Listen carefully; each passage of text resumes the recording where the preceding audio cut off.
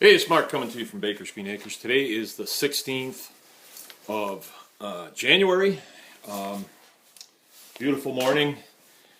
I just feel like I owe a little bit of input on our new project. As I've said, we are going to stay open and we're going to shift our attention from production farming to education and transition. And we've got a lot of support for this, and this is going to work very well, I think. Along with that, I have something to brief, and this falls into the category of education. I started off by, I did an interview yesterday with a guy from out west, and it was about farming and regulation and some of the things that we've encountered. And he said to me, "What do you keep in your shirt pocket?" And he must have seen videos and stuff, and I said, I keep one of these in my shirt pocket. Ooh, that's U.S. Constitution. This is a brand new one. And I think I'm going to encourage everybody else to do that too, because without the knowledge of that Constitution, you are laid bare to the bureaucracy. And the bureaucracy at this point, it should be pretty obvious to everyone, does not work in the best interest of all American citizens. Works in the best interest of the highest payers to our government. Fortunately, though, our forefathers saw this coming and they drafted this Constitution. And our friends in the bureaucracy would love to see it changed or nullified or anything like that, but they haven't been able to do that. And we need to be the guardians of this Constitution, and I've pretty well dedicated my life to doing that, even though I didn't know I did that. When I took my first oath of office as a young recruit, I swore to protect and defend this document with my life, and I took that oath 5 times. And so I would encourage all of my friends to do the same thing. And those of you that are not my friends, realize that you're probably on the losing side of this, and we'd love to have you come over to our side. We would love that. The Constitution is a good place to be, and it protects you and me. Okay, that's a sideline there, but I have something to brief here that I've been holding off on for a while. This is a letter that came out in November. I didn't receive it until sometime in December, but we had a lot going on, and I really didn't know what to do with it. I didn't know what to make of it. Let me show you this letter. I'll hold it up so you can freeze the screen, and then you can go back and read it yourself. All right. But it's from the Department of Natural Resources, and it's dated November 13th, 2000, or November 30th, 2015. It's got the governor's logo on it. It's got Keith Cray's logo on it with the DNR, Department of Natural Resources. And this says, "You are receiving this letter because you have a privately owned Cervede facility registered with the Department of Natural Resources and may also possess swine on your facility." That word there, Cervede, is, it means pigs, okay? I don't know what language it is. Doesn't matter. Why didn't they just say pigs? You know, but they want to make it seem, trendy, I guess. As you likely are aware, the Invasive Species Order Amendment Number 1 was signed by the Director on December 9th, 2010 and became effective October 8th, 2011. Following numerous legal challenges, the Michigan Court of Appeals upheld the ISO in a published opinion on June 2nd, 2015. The ISO prohibits the possession, sale, or release of Suscrofa linnaeus, commonly known as Russian boar, wild swine, wild hog, feral pig, feral swine, feral hog, old world swine, razorback, and Eurasian boar, and their hybrids and genetic variants. Possession of Suscrofa swine has been unlawful since October 8th, 2011.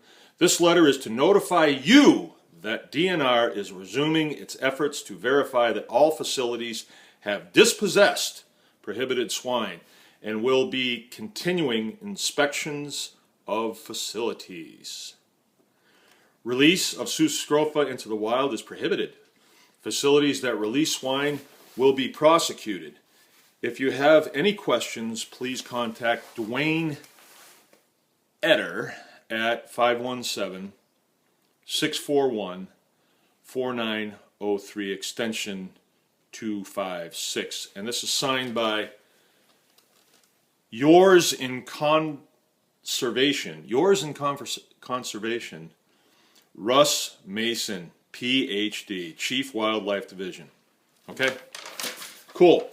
Okay, so as those of you that have not followed this probably don't know, we sued the Department of Natural Resources back in 2011 for clarification of this. We wanted them on a stand in a court of law to explain how they expect to identify old world swine, how they expect to identify a wild pig, identify that. Now, any of these monikers don't apply to somebody that has a facility, a farm, right? Do they?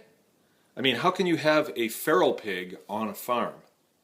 Unless you went down to Texas and trapped some real live feral pigs and then brought them up to your farm. But if you brought them to your farm and then you had them on your farm, are they feral anymore? That's a question. But that's why we sued the Department of Natural Resources, because we wanted to put some of these issues to rest. And I don't want to really get caught up on, straight tails, curly tails anymore. What I want to do is let's just keep this constitutional, all right? Now, what the department seeks to do is take someone's private property, right? The Fifth Amendment, if you read it, it says that your life, liberty, and property is protected under due process of law. All right? Law and regulation are not the same. Law and order are not the same. Law is something that's thought about, put forth by the citizens to protect them. Legislators do their thing on it. They tweak it. They vote it. And then it goes to the Senate. They vote on it. If it makes it through there, then it goes to the governor's office to be signed. And then it's gone through that winnowing process where we all agree that this is good, or the majority of us agree, because we are a representative republic.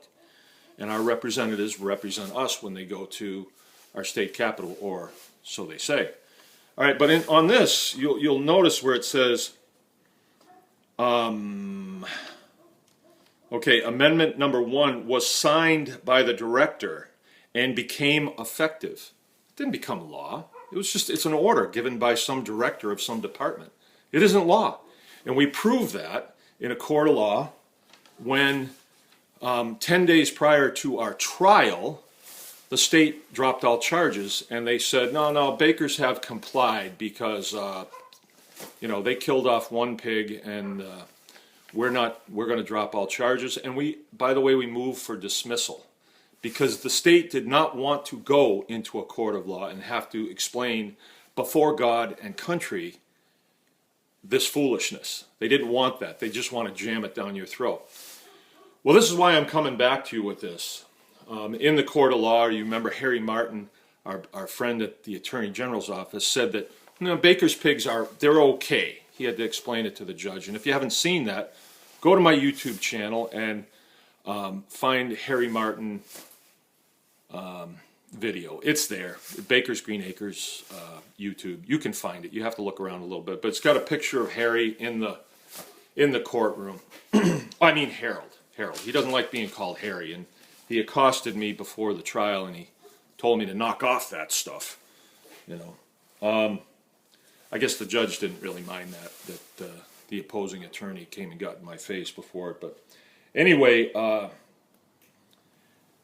the case was dismissed. A lot of people thought that, Bakers won. Well, Bakers did. We regain the right to continue raising our animals, but then they backdoored us by going to our customers and saying, oh, I don't know if I'd buy these. Anybody that wanted to buy them from us that checked with the DNR was told, well, they're still illegal. Don't do it. So it wasn't really resolved. There was no resolution. And that was what we were after. That's what we sued the DNR for. We sued them for clarification of the law. I didn't sue them for money, right? I just wanted them to have to clarify this baloney, and they didn't have to do it. They got off the hook. Well, I don't think they should get off the hook this time. And I want to kind of relate this to some problems that are going on out west right now, because a lot of people have asked me to weigh in on that. And that's not my thing going on out there.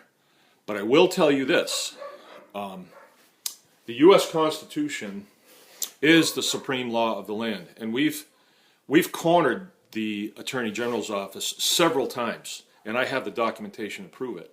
And they have said, yes, it is the supreme law of the land. For those of you that don't know what supreme means, you can look it up in Black's Law Dictionary, and it means they can't add to it and they can't take from it. Right? The Fifth Amendment clearly says that your life, liberty, and property is protected under due process of law. The Department of Natural Resources does not make law. They can make regulations. I can make regulations. You can make regulations. Your township can make regulations. If they're repugnant, and that means directly in opposition to the supreme law of the land, guess what? They're nothing. And the people that put them forth should get a letter of reprimand out of that. It should get slapped upside the head by our illustrious Attorney General Bill Schuette saying, you can't do that because it's repugnant to the Constitution. Look, if the DNR feels strongly about feral swine, which I know that they don't, how could they feel strongly about something we don't have in the state? But if they felt strongly about it, why don't they get a law together and get that going and see where it goes? All right, I'm 12:30 now. I better cut it off. We'll pick it up again.